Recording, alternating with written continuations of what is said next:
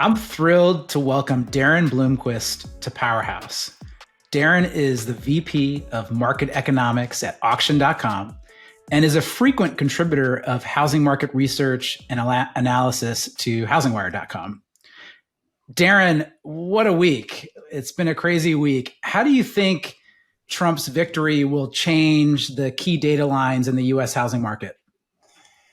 Yeah, I mean, it was a big week, and I think a lot of us in the industry, along with everybody else in the country, were looking to this. Okay, there's all this uncertainty in the market, and I do think there will be a so-called Trump bump. To answer your question, in a lot of the data lines that we look at, the seasonality of the end of the year may obscure some of those data lines that the Trump bump. And I would actually, Trump bump it's fun because it rhymes, right? But I think either way, if there was one of the best outcomes for the markets was a decisive, certain kind of outcome of the election, quick, certain outcome of the election. So you could call it just, a decisive election bump. But I think just alone the certainty of, okay, we know what we're dealing with now in terms of the markets, I think will bring about a bump in some of the numbers that we look at in the housing market. I do think, we've seen this volatility in mortgage rates and even before the election. But I think my personal opinion is at least to start out 2025, we'll see those settle down, not necessarily drop precipitously, but that'll be good for the housing market. We'll see buyers and sellers come off the sidelines with a little more certainty and more sales activity taking place. On the foreclosure side of things, the distress market side of things, which is where we live at auction.com mostly, I think we will see not a flood of inventory or anything like that, but there is some pent up distressed inventory, I believe, sitting there that will probably come back into the market in early 2025 as there, and that is specifically probably tied to Trump, a less aggressive regulatory environment, especially when it comes to the CFPB. Potentially, I think is what servicers would anticipate, which would make them a little less fearful of going ahead and foreclosing on properties, especially properties that have been sitting in distress for a long time. So, and then the last thing I would say is, because it's kind of top of mind for me, but recently talked to the Moody's Analytics folks who did a whole analysis of the macro economic impact of the election. And what was interesting, they had about 4 scenarios. And the one scenario where they were predicting was most likely to result in an economic recession was a Republican sweep, which looks like what we're heading toward. And so that's not my own analysis, but I think they were looking at tariffs and immigration as issues that could potentially trigger an economic recession. That would be a little bit further down the road into 2025. Yeah, the Moody's analysis is interesting because if you think about mass deportations potentially and trade wars, which are two things that Trump did campaign on, those are potentially inflationary. So how do you think about those aspects of Trump's win?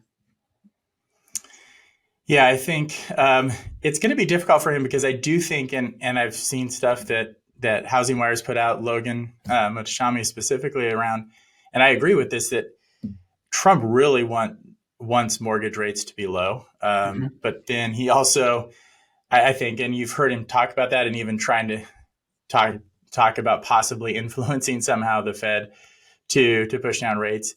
So I think there's a realization that low rates will be good for the economy. But on the other hand, some of the other stuff that we're talking about there is more inflationary in nature, and even low rates are inflationary in nature. So there is a little bit of a tension there that I'm not sure how it's going to be resolved.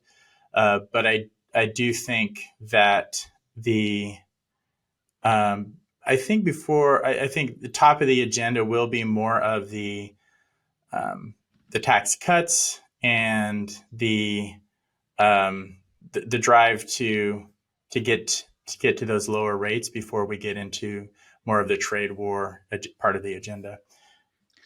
I think Logan had some good advice at the end of the HousingWire Daily podcast. his conversation with Sarah Wheeler, our editor in chief, he basically just said, stay calm and let's watch what happens. Let's watch how this unfolds. And I think that's probably really sound advice. So let's take a step back. What is auction.com? Where do you work? Yeah, auction.com is the largest marketplace of auctions for specifically distressed properties. And there's two types of auctions we do. We do the auctions, foreclosure auctions, which are also known as the trustee sales or courthouse steps auctions, although not all of them take place at the courthouse steps anymore. And then we also, the second one we do are the bank-owned, or also known as the REO auctions. And so we've been doing that since 2000, the foreclosure auction since 2007, the REO auction since the late 90s. And so we've been, we are firm believers in auction as a great platform for selling these types of properties, especially, although we think there's other implications for it as well, possibly in the real estate market. But that's what we do, and have a lot of interesting data because we are transacting on our platform daily, and thousands of transactions we see in bidding behavior. It's really been interesting for me to come into auction.com the last 5 years and see the data from our marketplace as both a reflection and a harbinger forecaster of the retail market.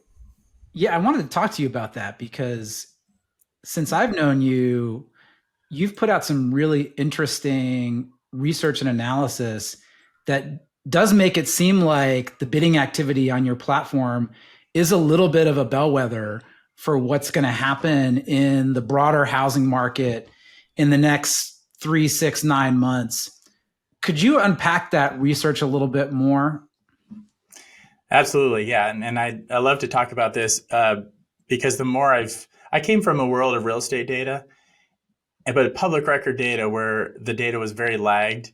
And so it's been really exciting to look at data that I can go in daily and see what's happening, what the bidding behavior on our platform is looking like. But at the crux of this is that the folks who are buying properties at distressed property auction are primarily what we call local community developers. They're local investors. And often what we find is a lot of them turn out to be real estate agents as well, investors / real estate agents. And they know their market like the back of their hand, their local market.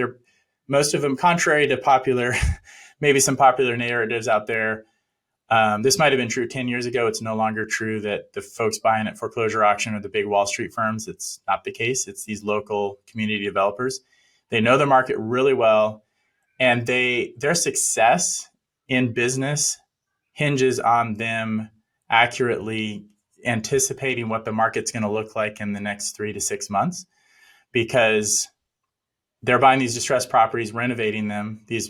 When we say distressed properties, it's not just financial distress, it's condition distress. They're renovating them, putting them back on the market either as resales to owner occupants or as rentals. So all of that to say, when they're buying, they're trying to anticipate what the retail market's going to look like when they put those properties back on it. And so they're pretty good at doing that. Otherwise, they're out of business. And so when we look at their bidding behavior, it's usually a great bellwether of what the retail market's going to be looking like in the next 3 to 6 months. Because of that, when we start to see that bidding behavior and buying behavior on our platform pull back and get more conservative, that's a sign the retail market may be sluggish in the future. There may be a slowdown. When we see that bidding behavior become more aggressive, that's probably a good sign for the retail market going forward. Well, in 3 months, we'll be gearing up for a very important spring housing market. It has been a difficult couple of years in housing. What is the bid activity in your platform telling you right now about the spring housing market? Unfortunately, right now, it's pointing to a sluggish spring housing market. Now, I think the election uncertainty has clouded and muddied the waters a little bit. But we saw a pretty dramatic shift in our bidding behavior starting around May or June of this year. our bidders and our buyers started becoming more conservative in not only the number of properties that they were buying and bidding on, but also the price. A key metric we look at is the price they're willing to pay relative to the so-called after repair value of the home. Those two, and so that metric, along with the sales rate, which is the percentage of properties that actually sell, both of those moved in tandem down more conservatively starting around May or June of this year through October. And that's continued. There are some signs maybe in November that we're going to see a bounce back, but it's too early to tell. The data is a little bit early, although we have these Super Tuesday auctions in Texas and Georgia that are good bellwethers as well. Interestingly, the Super Tuesday auctions, which are the first Tuesday of each month, coincided with the election in November. So that was interesting. But those point to a sluggish market. Now, it's not monolithic across the country.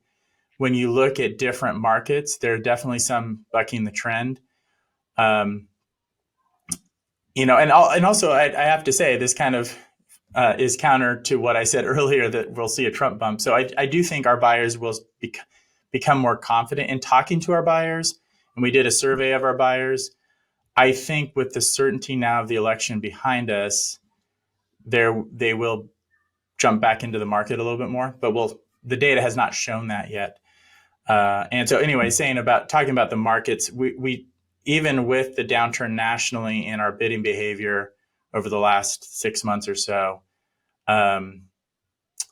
we've seen about 45% of markets buck the trend, and it's the markets that tend to be in the Midwest and the Northeast, which is interesting to me. Those are tend to be the more affordable markets and the markets where we see less retail inventory. So our buyers are more confident there that if they buy a distressed property, they can turn it around and sell it because there's not a lot of other retail inventory to compete with, is the narrative I'm putting on top of that data. But that's what we're seeing in some of our data.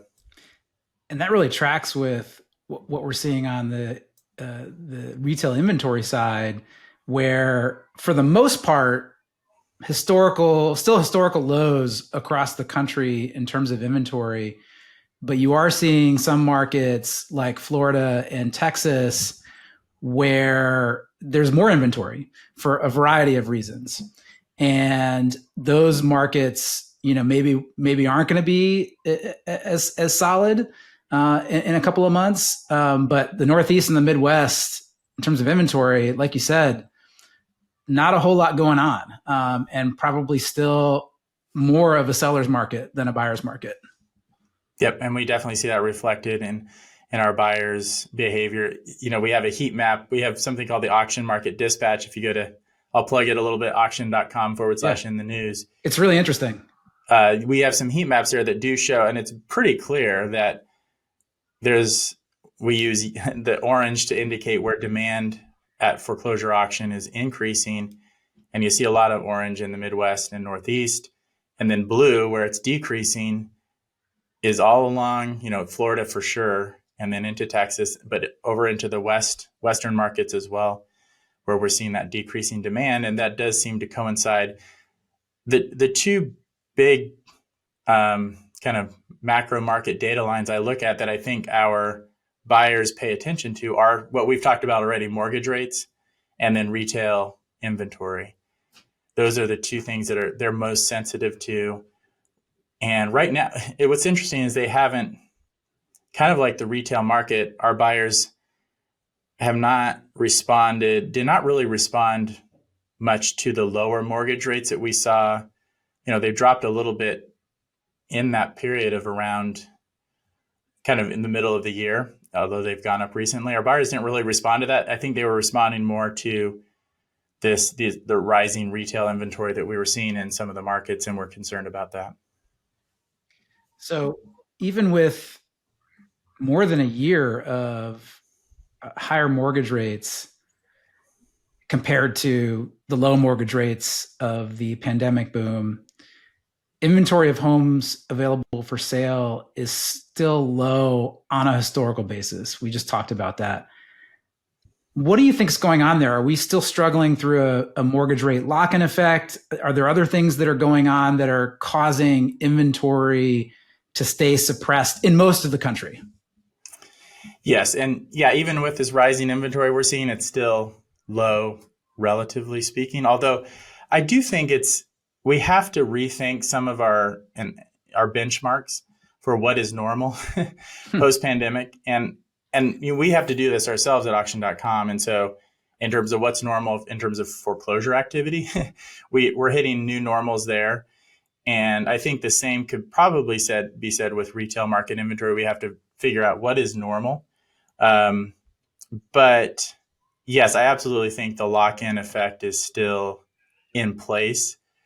However, that exactly the mechanism of what's locking people into their homes, but there's definitely folks are not putting their homes on the market as much as they have historically. So we're not just seeing that turnover in the market of properties.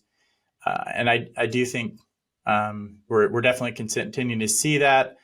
I think it's interesting to contrast the new homes market with the existing homes market. And also, I would say contrast the distressed market with the existing homes market, because both the new homes market and the distressed market, in my mind, are a little bit more market driven, for lack of a better word. They respond to the market more quickly because the sellers in those conditions, in both of those marketplaces, new homes and the distressed market, and home builders in the case of the new homes market and banks in the case of the distressed market, are less emotionally tied to their homes and willing to cut prices, respond to the market and cut prices. And we don't see that in the existing home market. So I think that's kind of, what you do see in both the new homes market and the distressed market. We see it in our marketplace is the sellers willing to capitulate, I guess, on price a little bit more quickly. And then you see that activity pick up. And we see that, not all of our sellers act the same way, but the sellers who respond to the marketplace very quickly and lower their pricing when the market tells them to, they sell a lot more. And so you see activity pick up. And so we haven't seen that in the existing home market because sellers, they're emotionally tied to their homes, but they also don't have to sell. So in a lot of cases, they're not motivated to sell. And so I think that's part of why we're seeing that lock-in effect in the existing market.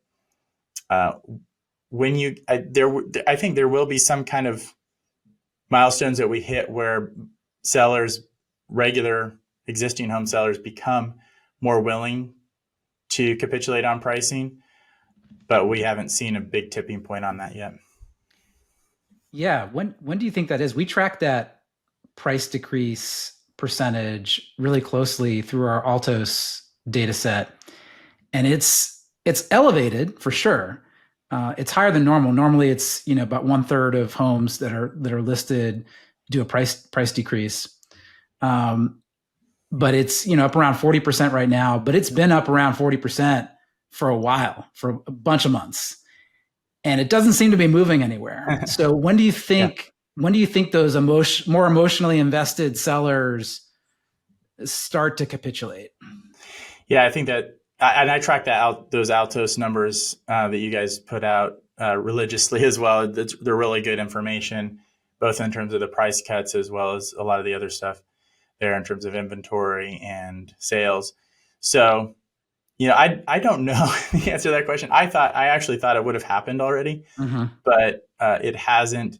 And it may not be something that happens all at once. It may be more of a slow roll toward that. And maybe we're seeing that slow roll toward that with the gradual rise in inventory we've been seeing over the second half of this year. And, inventory, traditionally in a real estate market, rising inventory is the first domino that tells you there could be some weakness in the market. And then traditionally down the road a little bit from that rising inventory, you do see prices slow down. And we have seen home price appreciation definitely slow down. There's no doubt about that. But we haven't seen a lot of negative home price home prices across the country. So I'm dancing around your question, I think, because I Yeah, really don't know what that that's a is. fair Now, I answer. would, yeah, I mean, I don't know that there's going to be any one thing, but each individual owner, the longer they stay in a situation that's not maybe ideal for them, the more likely it will be that they will need to they'll come to a point where they're more motivated to sell, and there's some kind of timeline involved that means they need to sell within a certain time frame. And we can talk about this a little bit more if you want, but we have actually started to see some buyers come to auction.com looking to sell more, not foreclosure, not banks who are selling foreclosures or properties that are in foreclosure, but just regular homeowners, or maybe I shouldn't say regular homeowners, but different types of sellers who, for different reasons, are motivated to sell, coming to auction.com and saying, hey, would you be interested in selling our property? Because maybe the traditional way of selling is not a good fit for them. Yeah, that's really interesting. And does their realtor bring them to you, or are they finding you, sort of directly? They seem to be finding us directly. We've had this for a long time. It's kind of hidden on the site, but there is an option to sell with us, and that people are clicking on, and we're seeing more activity there. And so we have sold a few dozen properties over the last few months through people who do not fit into the box of a foreclosure auction or bank owned auction. And we're starting to learn from those sales. And I do think that there are pockets of the market that are underserved by the available selling options out there. And I think auction, at least not for everyone for sure, maybe 20 years in the future, but at this point, auction is not for everyone for sure. But there are pockets of the market that an auction may be a great option for them, because that brings more our values are bringing more transparency, competition, and price realization to the market. And there are some pockets of the market that are underserved in terms of that, and so they're coming to us and looking to auction as an option. So yeah, we're learning a lot through that, and I think there could be an opportunity to do more of that. Yeah, I mean, there's some countries where that's how you do it. You auction your property when you want to sell it. Yeah. So like Australia. That's right. Although, I don't think the traditional real estate market is very ingrained here, as you probably know better than I do. And so I'm not suggesting that all of a sudden there's going to be this massive switch necessarily, but there's certainly, I think, given the NAR settlement and some of that disruption, there's maybe some more openness to different avenues for buying and selling properties that may be a little bit outside of the box. And these, the common themes we're seeing with these properties and sellers is the sellers tend to be motivated, as I, kind of alluded to earlier. They're in some type of situation where they need to sell within a certain time frame. And then the properties tend to be in some kind of out of the box property outside of the normal vanilla property, either in terms of condition or occupancy status or some other circumstances that doesn't make it conducive for that buyer or that seller to maybe have people doing an open house or walking through the property. And the beauty is our buyers are used to our properties that sell at foreclosure auction and bank owned auction. Those are mostly selling sight unseen in terms of you can drive by the property, but you can't actually see the inside of it before you buy it. So our buyers are used to taking on the risk of buying those types of properties. And so that's been a really interesting trend emerging trend to notice and to start learning from. Absolutely. And I imagine as the iBuyers have pulled back. A lot of those sellers may have gone to the iBuyers when iBuying was hot, but it's no longer that hot. I imagine some of those folks are coming to you now.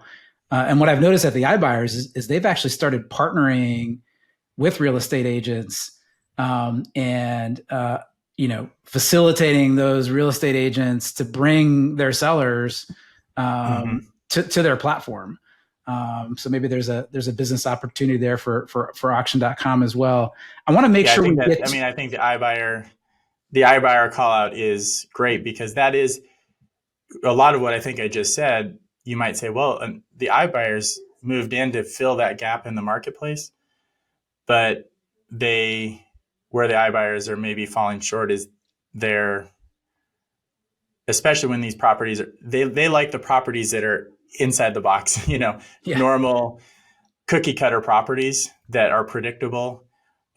These tend to be properties that are not as predictable in terms of, understanding the value of the homes. And so that's, I think, where these, they may have even tried the iBuyers in the past, but the iBuyers didn't work for their situation. So last question, what research are you working on now that you think will have an impact on the 2025 market or otherwise?